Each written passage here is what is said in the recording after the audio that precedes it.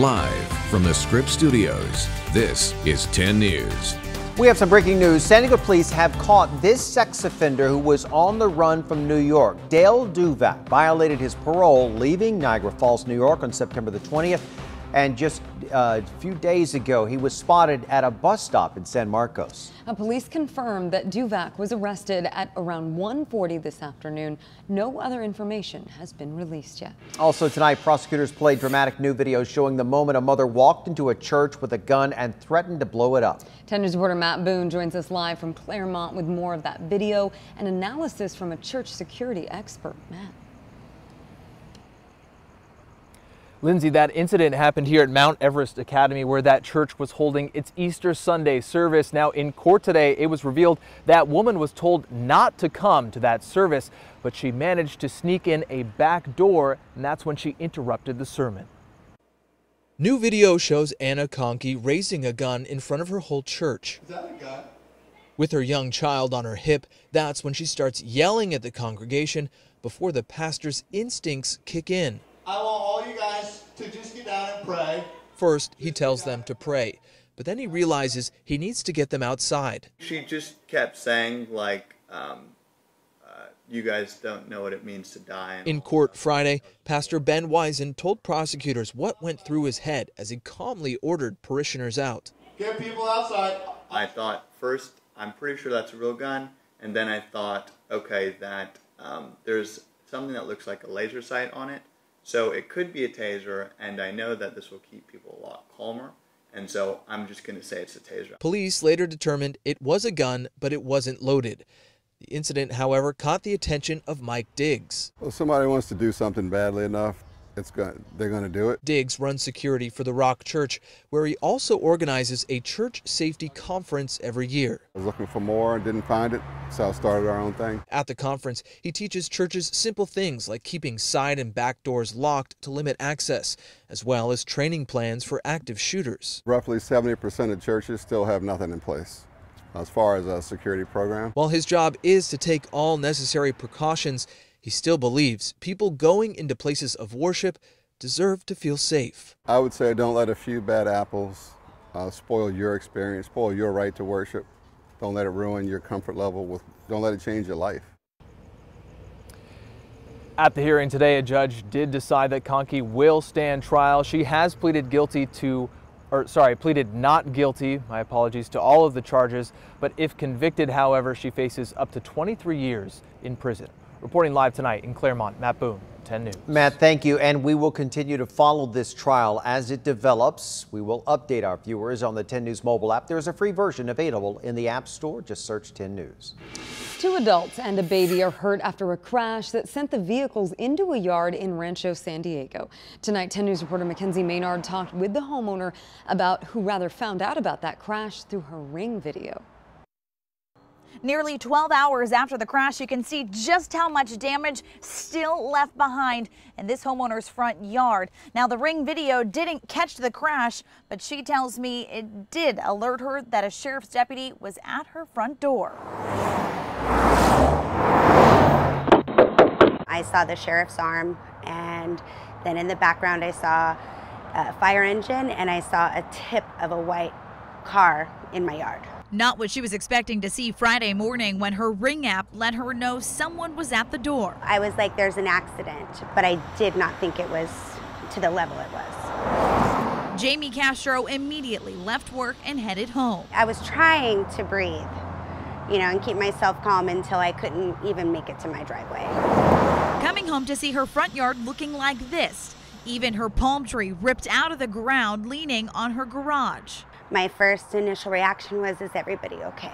By the time she got to her house, they were still trying to get the drivers to the hospital. In fact, the driver's side door of this car was pinned against a banana tree in Castro's front yard, so crews had to cut it down before getting her out. I just was in awe at the fact that I saw this woman being taken by a stretcher. And then I saw the baby blanket and I broke down. CHP tells us this work truck from the Cajon Valley School District made an unsafe turn and hit a woman driving the other direction on Avocado Boulevard. She had a baby in the car seat, but CHP says the seat wasn't installed correctly. I'm absolutely relieved that no one died. The two drivers both had major injuries. However, officers say the baby's injuries don't look too serious. Meanwhile, the Castros are just hoping the county will now take action to make sure cars on this road go a lot slower. Reporting, Mackenzie Maynard, 10 News. Also tonight, a bizarre crash left 6 cars and a sushi restaurant damaged in Rancho Penasquitos today.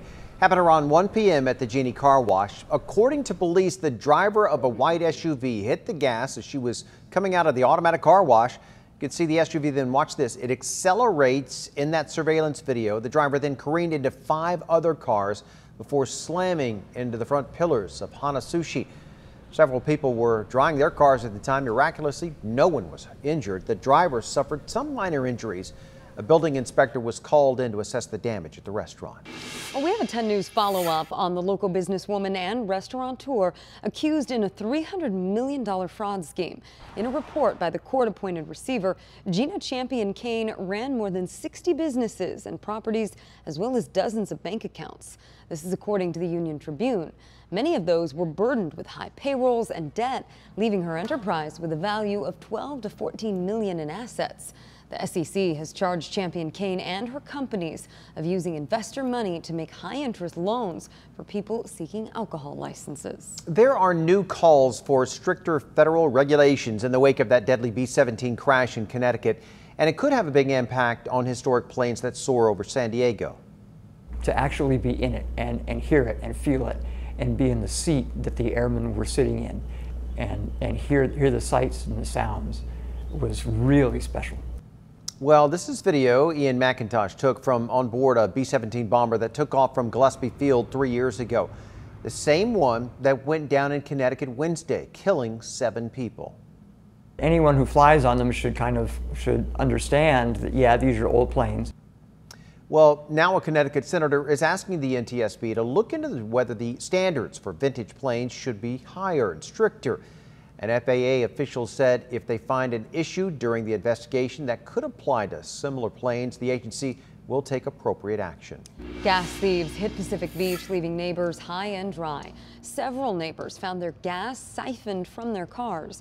10 News reporter Cassie Carlisle talked to one woman who says neighbors are banding together with a message for the crooks. This is the alleyway where she's parked. It happened earlier this week, and she was so surprised about how brazen the criminals were because of all the neighbors around. It did. It ruined my day, and it was something that was petty. Tuesday morning, Jaden Perez came out to her car ready to go to work. I see the gas, it was left open, and then the cap was hanging out, and I was like, well, that's kind of weird. When she looked at her gas gauge, she noticed the tank dropped from 3/4 to half full. I hear about people, you know, their paint getting messed with, them getting broken in, and I was like, I'm in a nicer neighborhood, and then that happened. I was just bummed. I think there's people that are not working, period, that are trying to just burglarize and steal and get whatever they want. Neighbors banding together, sending the message, "We're watching."